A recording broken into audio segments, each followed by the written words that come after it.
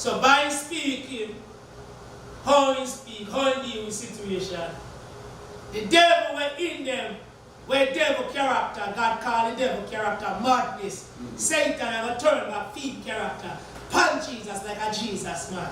That meaning said, when you're spiritual mad, Lord Almighty, I want if you understand, you don't know where you are do spiritual.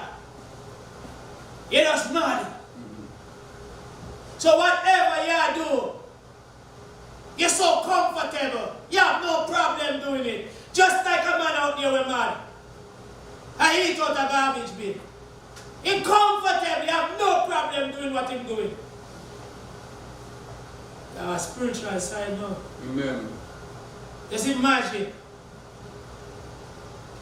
if at that state your flesh in her, if you only want help to come out of that state. Amen. Amen.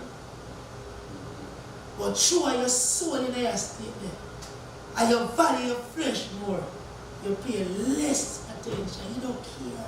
Amen. But I come to tell you, just as a man who walk out the road, we sleep a garbage, I eat out a garbage bin, and I pay and sleep on the roadside.